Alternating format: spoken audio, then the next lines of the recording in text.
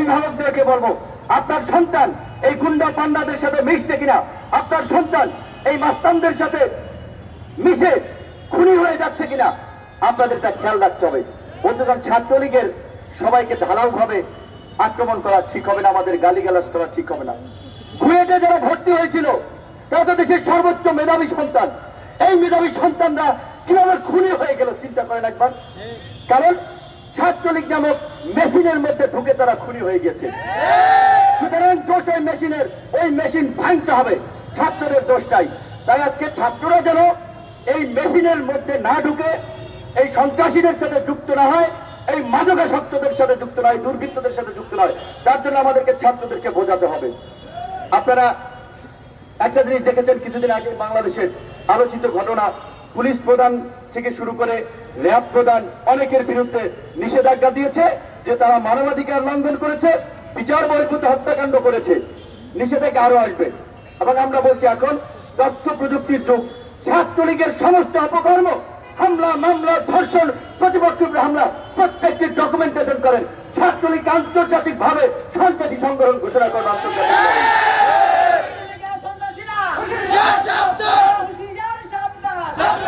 আপনারা যদি আমি বললাম গত 10 বছর, এই 12 বছর একটা সরকার ক্ষমতায় না, এই 12 বছরে শিক্ষা প্রতিষ্ঠানের ছাত্রলীগের অপকর্ম, ভিন্ন মতের শিক্ষার্থীদের উপরে হামলা, সাংবাদিক নির্যাতন, গুম, খুন, ভোট কেন্দ্র দখল, প্রতিপক্ষের উপরে আঘাত, এই সমস্ত ডকুমেন্ট গুলো যদি আন্তর্জাতিক মহলে উপস্থাপন করতে পারেন, ছাত্রলীগ তো সন্ত্রাসী সংগঠন হিসেবে ঘোষণা করবে। আর ছাত্রলীগের মধ্যে যারা ভদ্র, মার্জিত, মেধাবী ব্যক্তিত্ব সম্পন্ন আছেন, সেই সমস্ত ছাত্র ভাই বন্ধুদেরকে বলতে চাই, যদি ছাত্রলীগকে টিকিয়ে রাখতে চান, সরকারের নেতাদেরকে বলতে চাই, যদি ছাত্রলীগকে টিকিয়ে রাখতে চান, ছাত্রলীগের এই দুর্বৃত্তায়নের, দুর্বৃত্ত চরিত্রের বদল করতে হবে। অন্যথায় এদেশে ছাত্রলীগও নিষিদ্ধ হবে। বঙ্গবন্ধুর অসমাপ্ত আত্মজীবনীতি আছে এনএসএফ এর দুর্দান্ত শক্তির কথা, যে কিভাবে তারা সেই সময় আওয়ামী লীগ কিংবা বঙ্গবন্ধুদের ডাকা বিভিন্ন প্রোগ্রামকে তারা বানচাল করেছিল, কিভাবে আক্রমণ করেছিল প্রতিপক্ষের উপরে। সেই এনএসএফ আজকে খবর আছে নাই। ঠিক আজকে ছাত্রলীগ দুর্দান্ত দাপটের সাথে এই সমস্ত হামলা, মামলা, হল দখল, ক্যাম্পাসে টেন্ডারবাজি, কিছুদিন আগে কবি নজরুল বিশ্ববিদ্যালয় ময়মনসিংহে দেখেছেন ছাত্রী হলের টাকা মেরে দিচ্ছে, উন্নয়ন কাজের চাঁদা দাবি করছে। এটি তো শুধু কবি নজরুল কলেজের ঘটনা, প্রত্যেকটি বিশ্ববিদ্যালয় কলেজে ছাত্রলীগের ছাত্র নেতাদের অপকর্ম হয়েছে। কিছুদিন আগে কুয়েটে একজন শিক্ষককে ডাইনিং এর ম্যানেজার নিয়োগকে কেন্দ্র করে মানসিক প্রেশার ক্রিয়েট করে তাকে মেরে ফেলেছে ছাত্রলীগ। আর রাজশাহীতে পলিটেকনিকের অধ্যক্ষকে তাকে পানিতে ফেলে দিয়েছে। বরিশালে নতুন অধ্যক্ষ যখন কলেজে যোগদান করতে যাবে, সেইখানে ছাত্রলীগ তাকে ধাওয়া দিয়েছে। তো ছাত্রলীগ কি কোনো ছাত্রদের সংগঠন? ছাত্রলীগ কোনো ছাত্রদের সংগঠন হতে পারে না। তাই আমাদের শিক্ষার্থী ভাই বোনদেরকে একটা অনুরোধ থাকবে, এই দুর্বৃত্তদের সংগঠনকে পরিত্যাগ করুন। যারা এইখানে দাঁড়িয়ে স্লোগান দেয় একটা শিবির ধরে ধরে জবাই কর, শিবির যদি নিষিদ্ধ সংগঠন হয় তাদেরকে আইনগতভাবে নিষিদ্ধ করেন, আমরাও একমত। তাদের অপকর্ম থাকলে তাদের বিরুদ্ধে ব্যবস্থা করতে হবে। কিন্তু একটা সংগঠন কিভাবে মানুষকে এইভাবে জন্তু জানোয়ারের দিকে নিয়ে যায়, মানুষ জবাই করার স্লোগান দেয়, এদেরকে কি আপনার সুস্থ মস্তিষ্কের মনে হয়? এরা সব মাতাল, নেশাগ্রস্ত, যে কারণে এরাই অমানবিক স্লোগান দিচ্ছে। তো বক্তব্য বাড়াবো না, সন্ধ্যার সময় ঘনিয়ে আসছে। এক মাঘে শীত যায় না, যে নদীতে জোয়ার আছে সে নদীতে ভাটাও পড়ে। সাবেক 3 বারের প্রধানমন্ত্রী বেগম খালেদা জিয়া মৃত্যু পথযাত্রী, বিনা চিকিৎসা মারা যাচ্ছেন। এর আগে জেলে ছিলেন, প্রধানমন্ত্রী ছিলেন কিন্তু 3 বারে। এখন তার কেস, মামলা কতটুকু সত্য মিথ্যা সেটির বিশ্লেষণে আমরা যাব না। আমরা শুধু আজকেরও প্রভাবশালীদেরকে ওই উদাহরণটি দেখিয়ে দিতে চাই যে সাবেক প্রধানমন্ত্রীকে জেলে যাওয়া লাগছে, বিনা চিকিৎসা মারা যাচ্ছে। কাজে আজকে যারা নিজেদেরকে মুইকি হলুলে মনে করছেন, তাদের কিন্তু অস্তিত্ব খুঁজে পাওয়া যাবে না। আজকে ডিজিটাল যুগ, ডাকসু হামলার ভুক্তভোগী হিসেবে আমি নিজে মামলা করেছিলাম, বলেছিল সেই মামলা সম্পূরক হিসেবে অ্যাড করা হবে, সেই সম্পূরক হিসেবে অ্যাড করে নাই। কিন্তু এরা কি আজীবন ক্ষমতায় থাকবে? ক্ষমতার পরিবর্তন হবে না। আমি আপনাদেরকে বলছি, ক্ষমতার পরিবর্তন খুব অল্প সময়ের মধ্যেই বাংলাদেশে হবে।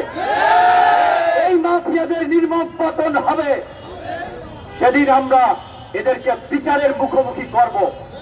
প্রত্যেকটি আঘাতের কড়ায় কণ্ঠায় শোধ নেওয়া হবে। আমরা তোমাদের মতো বর্বর হব না। দেশে গণতন্ত্র আইনের শাসন প্রতিষ্ঠা করে প্রত্যেককে বিচারের আওতায় আনব।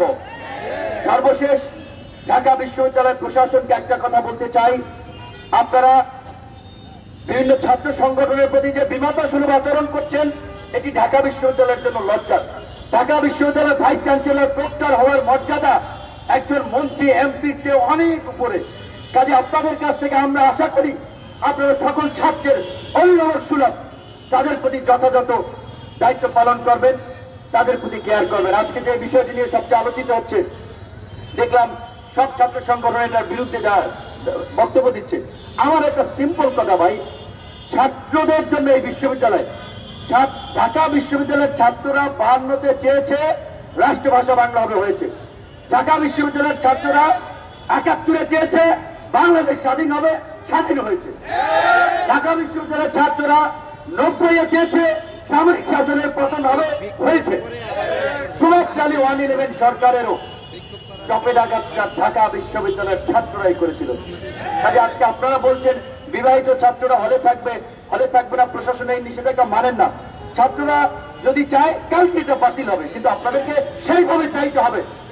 আপনাদেরকে সমস্ত ছাত্র সংগঠনগুলোকে মৌলিক ইস্যুতে একাই প্রতিবাদ করতে হবে। আমি আশা করি ঢাকা বিশ্ববিদ্যালয়ের প্রশাসন এই সিদ্ধান্ত থেকে সরে আসবে, বিবাহিত অবিবাহিত নয় সকল ছাত্রদেরকে হলে থাকার ব্যবস্থা করে দিবেন। এবং ছাত্রলীগের যে মাস্তান বাহিনী যারা হল দখল করে আছে, আমার কাছে সবচেয়ে মাঝে মাঝে নিজেকে ধিক্কার দিতে মনে হয় যে একটা বিশ্ববিদ্যালয়ের যে হল থাকে, একটা হলে প্রবেশ থাকেন একজন, তার জন্য একটা বাংলো থাকেন, অনেকগুলো হাউস টিউটর থাকেন, বিভিন্ন কর্মকর্তা কর্মচারী থাকেন, তাদের বেতন দেওয়া হয়, অথচ হল চালায় ছাত্রলীগ।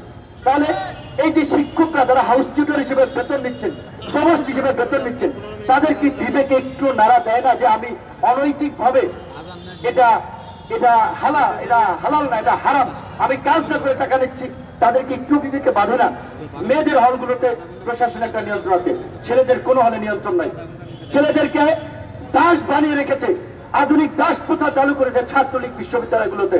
ছাত্রলীগের মিছিল মিটিং করলে হলে থাকা যায় না, হলে থাকা যায় না। ছাত্র অধিকার পরিষদ সহ সকলকে বলবো, অপরাপর ছাত্র সংগঠনকে নিয়ে বিশ্ববিদ্যালয় হলগুলোতে মেধা ও প্রয়োজনীয়তার ভিত্তিতে সিট দিতে হবে।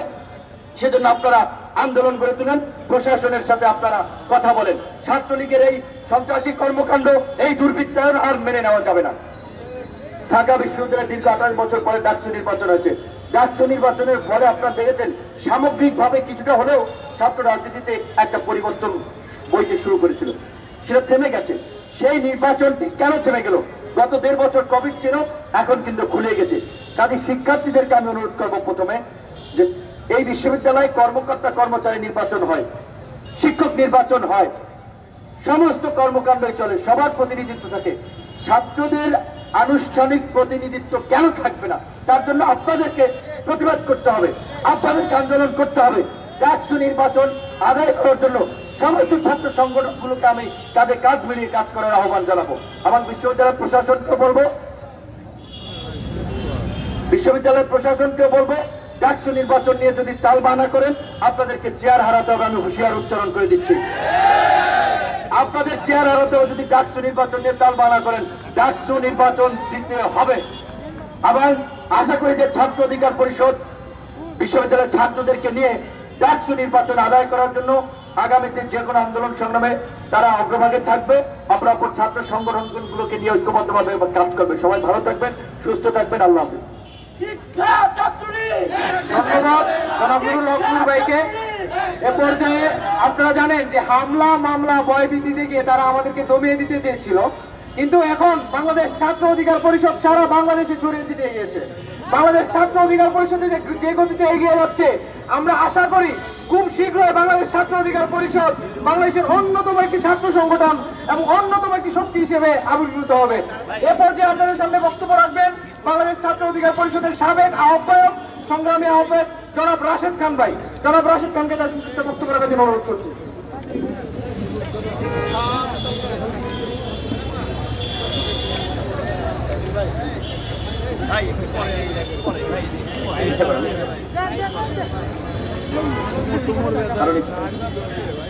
সংগ্রামী সাথী ও বন্ধুগণ, আজকের সমাবেশে যারা উপস্থিত হয়েছেন সবাইকে আন্তরিক শুভেচ্ছা এবং অভিনন্দন জানাচ্ছি। আপনারা নিশ্চয়ই দেখতে পাচ্ছেন যে পিছনে সেই বর্বরতার চিত্র। এই সরে না ভাই, এখান থেকে সরাই, সবাই এখান থেকে। আপনারা দেখতে পাচ্ছেন যে এই পিছনে সেই বর্বরতার চিত্র। আমাদের সাবেক ছাত্রনেতা মঞ্জুর মোর্শেদ মামুন তিনি বলেছেন যে এই চিত্রগুলো কি কৃত্রিম চিত্র। এখানে দেখেন যে আমাকে কিভাবে আত্মচিৎকার করতে হচ্ছে, কিভাবে সাহায্য প্রার্থনা করতে হচ্ছে। ওই দিন যে ধরনের ঘটনা আমাদের সাথে ঘটানো হয়েছিল, একমাত্র আল্লাহ আমাদেরকে বাঁচিয়ে রেখেছেন। কিভাবে বেঁচেছিলাম সেটি বলতে পারবো না, শুধু বলতে চাই আমাদেরকে হত্যার জন্য এই ঢাকা বিশ্ববিদ্যালয়ের প্রশাসন তারা একটি মিশন হাতে নিয়েছিল। ছাত্রলীগের সভাপতি সাধারণ সম্পাদকের নেতৃত্বে যখন ডাকসু ভিপির রুমে ঢুকে আমাদের উপরে হামলা করা হয়, হামলার পরবর্তীতে আমরা যখন আত্মচিৎকার করছি, একটা পর্যায়ে আমি প্রক্টর গোলাম নব্বই স্যারকে ফোন করি। আমি তাকে বলি, স্যার হয়তো আমাদের কয়েকজন এখানে মারাও যেতে পারে, আমাদেরকে রক্তাক্ত করা হয়েছে, কারো হাত ভেঙে দেওয়া হয়েছে, কারো মাথা ফেটে গিয়েছে, আপনি দ্রুত সময়ের মধ্যে আসুন, সামর্থ্য থানায় ফোন করুন, সেখান থেকে পুলিশ পাঠান। প্রক্টর স্যার আমাকে বললেন, আজকে বিশ্ববিদ্যালয় বন্ধ, তোমরা কেন বিশ্ববিদ্যালয়ে এসেছ? তোমরা বিশ্ববিদ্যালয় আসতে কেন এসে অস্থিরতা করতে চাও? আমি স্যারকে বললাম, স্যার আমি ঢাকা বিশ্ববিদ্যালয়ের ছাত্র, বিশ্ববিদ্যালয় বন্ধ থাকলে আমি কি বিশ্ববিদ্যালয়ে আসতে পারবো না?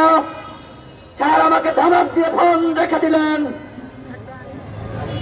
পরবর্তীতে 999-এ ফোন করি, শাহবাগ থানার পুলিশের সাথে কথা বলি। আমি বলি, ঢাকা বিশ্ববিদ্যালয়ের ভিপির রুমে আক্রমণ করা হয়েছে, আমাদের কয়েকজনের মাথা ফেটে গিয়েছে, হাত ভেঙে গিয়েছে, রক্তাক্ত অবস্থায় আমরা এখানে পড়ে রয়েছি। সেই ফোন থেকে ছাত্রতা নাজমুল, তুহিন ফরাবি, মশিউর রহমানদের আত্মচিৎকার শোনা যাচ্ছিল। শাহবাগ থানার পুলিশ আমাকে বলে, কোথায় হামলা হয়েছে, কোথায় হামলা হয়েছে? তারা ডাকসুর ভিপিকে চেনে না নাকি? আমি বারবার বলি, ডাকসুর ভিপির রুমে ঢাকা বিশ্ববিদ্যালয়ের ডাকসুতে তারা কোনো কথা বলে না, একটা পর্যায়ে ফোন কেটে দেয়। 999-এর সেই ফোন রেকর্ড আপনারা চেক করুন, আমাদের ফোন রেকর্ড আপনারা চেক করুন, আমরা সেদিন কি কথা বলেছিলাম। পরবর্তীতে অনুষদের দিন তার নেতৃত্বে একটি তদন্ত কমিটি গঠিত হয়েছিল, আমাদেরকে ডাকা হয়েছিল। আমি নিজে সেখানে সাক্ষী দিতে গিয়েছিলাম। সেখানে মুক্তিযুদ্ধ মঞ্চের নেতাকর্মীরা ছিল, ছাত্রলীগের নেতাকর্মীরা ছিল, যারা আমাদের উপর হামলা করেছিল। এখনো পর্যন্ত 2 বছর হয়ে গিয়েছে, কোন তদন্ত প্রতিবেদন তারা দাখিল করেনি। অর্থাৎ আমরা যে অভিযোগ করছি, বিশ্ববিদ্যালয়ের হুকুমে, বিশ্ববিদ্যালয়ের প্রশাসনের হুকুমে আমাদের উপরে হামলা করা হয়েছিল, সেই অভিযোগ শতভাগ সত্য। ছাত্রনেতা সাবেক ছাত্রনেতা এবং ডাকসুর সাবেক ভিপি নুরুল বলেছেন যে ভারতীয় গোয়েন্দা সংস্থা পৃষ্ঠপোষকতায় মুক্তিযুদ্ধ মঞ্চ আমাদের উপর হামলা করেছিল। এই অভিযোগ কি মিথ্যা? আজকে দেখেন বিশ্ববিদ্যালয়ে যেখানে যেখানে ছাত্ররা প্রতিবাদ করছে, প্রত্যেকটি হামলায় এই মুক্তিযুদ্ধ মঞ্চকে দিয়ে হামলা করা হয়। শিক্ষার্থীদের গণতান্ত্রিক আন্দোলনে বাধাগ্রস্ত করা হয়, তবুও বিশ্ববিদ্যালয়ের প্রশাসন তাদের বিরুদ্ধে কোনো ব্যবস্থা নেয় না। তার মানে বিশ্ববিদ্যালয় প্রশাসনের রক্ষা কবচ হিসেবে এই মুক্তিযুদ্ধ মঞ্চ কাজ করছে। আজকে ছাত্রলীগ যে ধরনের সন্ত্রাসী কর্মকাণ্ড এই বিশ্ববিদ্যালয়গুলোতে করছেন, এটি কোন ছাত্র সংগঠনের বৈশিষ্ট্য হতে পারে না।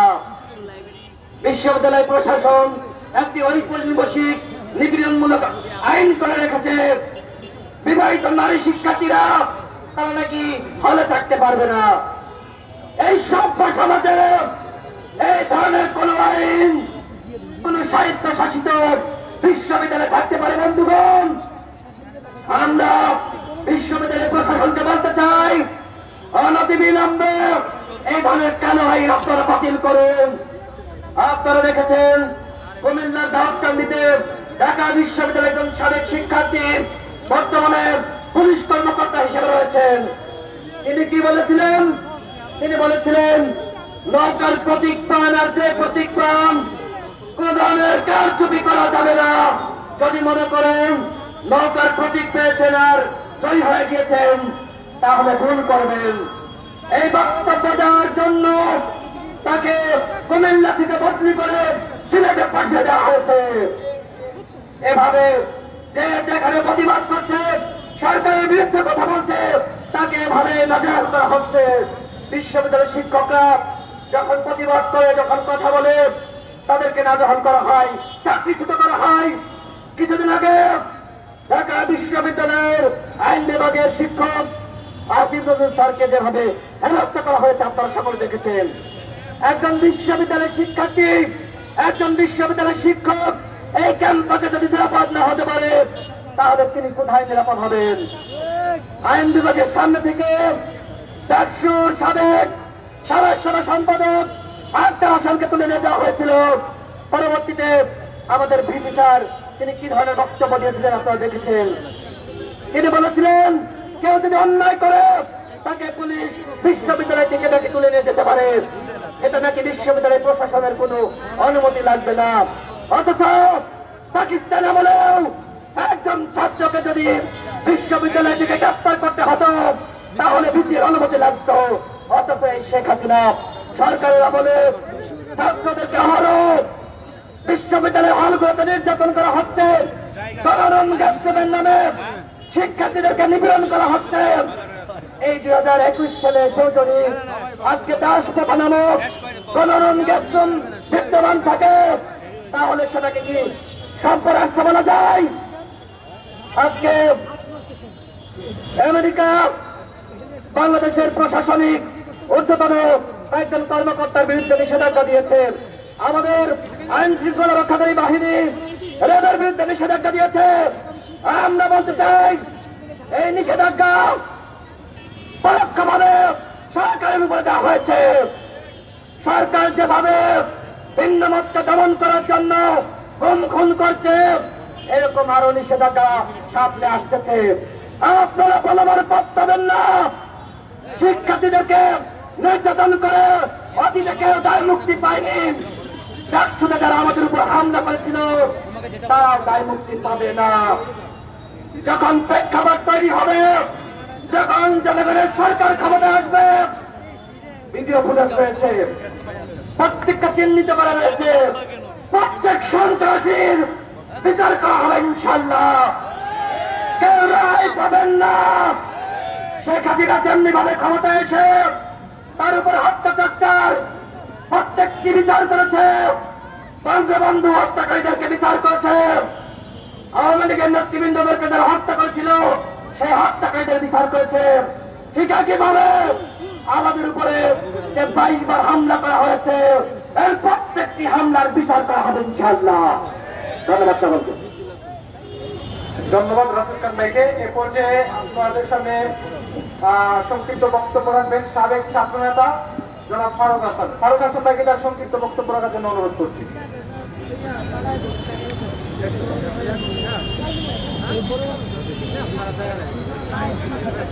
ভাইরা আমার,